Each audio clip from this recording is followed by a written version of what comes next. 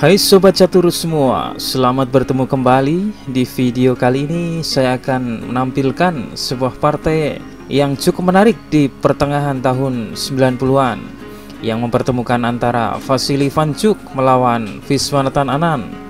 Partai yang berlangsung tahun 1994 di Buenos Aires ini berlangsung sengit mempertemukan Grandmaster Elite di zamannya.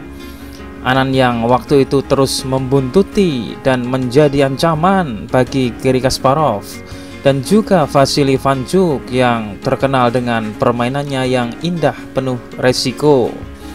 Oke, langsung saja kita ikuti partainya. Bermain sebagai putih, Vasily Ivanchuk memulai permainan dengan E4. Viswanathan Anand merespon C5, pertahanan Sisilia, kuda F3, kuda C6, dan Ivanchuk D4. Anand membalas C kali D4 dan kuda mengambil. Anand kemudian memainkan G6, persiapan fiancé itu gajah, dan Ivanchuk melanjutkan C4. Anand kuda F6 menyerang pion dan dibalas Ivanchuk kuda C3. Kemudian D6 membuka lajur diagonal gajahnya dan gajah E2. Dan Anand memilih pertukaran kuda. Satu ide di balik langkah ini adalah untuk menarik Menteri Putih ke depan, yaitu ke D4. Jadi bahwa hitam kemudian dapat mengancam dan menyerang Menteri Putih ini menggunakan jangkar gajah di G7. Menteri balik mengambil dan gajah ke G7, persiapan rokade dan melakukan serangan sinar X ke Menteri Putih. Gajah E3 dan rokade pendek. Di posisi ini Ivanchuk menyadari posisi menterinya canggung akibat ancaman discover attack, dan segera dia memundurkan menterinya. Gajah E6 dan Ivanchuk rokade pendek. Anand lalu mengikut sertakan menterinya ke dalam permainan dengan ancaman selanjutnya benteng C8 menyerang pion C4. Bila putih bermaksud melindungi dengan B3, maka terjadi pelemahan pada kuda dan benteng akibat tekanan dari sinar X gajah hitam. Ivanchuk kemudian bermain benteng A ke B1 menghindari diagonal panas dari gajah hitam. Benteng F ke C8 menyerang pion 2 kali dan Ivanchuk melindungi dengan B3. Anand bermain kuda D7 membuka diagonal gajah dan menyerang kuda, dan putih melindunginya dengan bentengnya. Menteri D8, kuda D5, kuda C5 menyerang pion, dan gajah ke F3.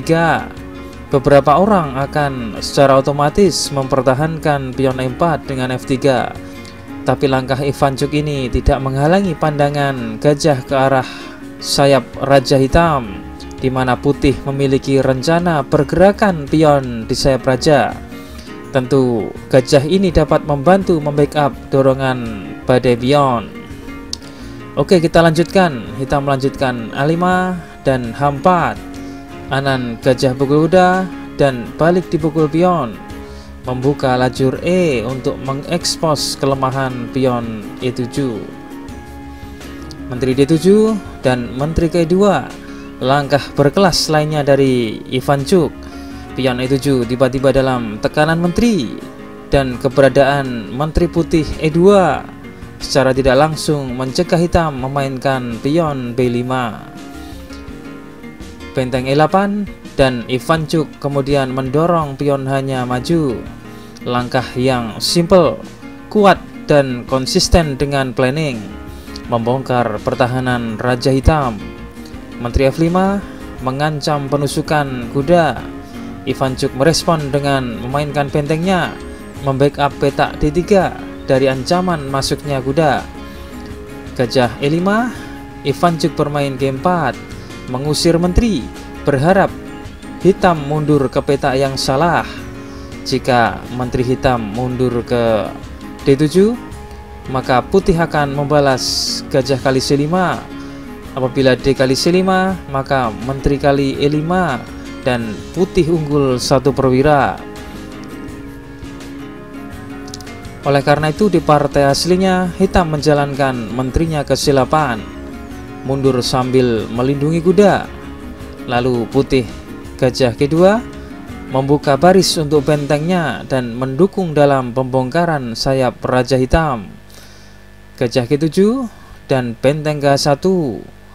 Kuda di-7, hitam memundurkan kudanya dalam sebuah upaya untuk bertahan melawan serangan putih di sayap Raja.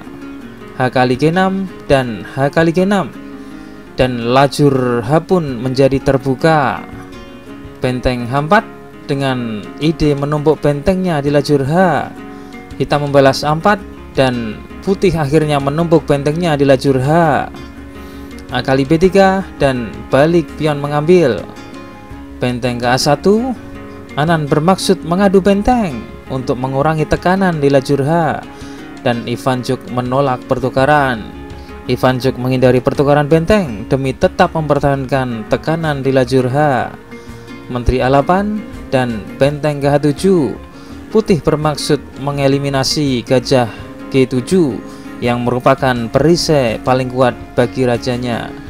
Menteri ke A2, Anan menawarkan pertukaran menteri, tapi lagi-lagi Ivanchuk menawarkan momen ini dengan melakukan pengorbanan kualitas. Benteng pukul gajah, dan tentu saja raja mengambil. Gajah D4 skak melakukan skak dan menyerang benteng, tapi tentu saja untuk sementara waktu gajah putih tentu belum mau bertukar dengan benteng karena gajah ini saat ini lebih kuat dan lebih dibutuhkan untuk membentuk jaringan mat. Hitam melanjutkan F6.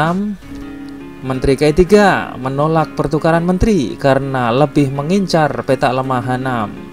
Lalu kuda F8 dan gajah ke-4, raja F7 dan benteng ke H8. Dan sampai di posisi ini Anan menyerah karena tidak ada pertahanan terhadap ancaman menteri H6. Setelah menteri masuk ke H6, maka ada ancaman gajah pukul G6. Setelah kuda mengambil, maka menteri ke H7 skakmat, atau bisa juga dengan ancaman benteng pukul kuda.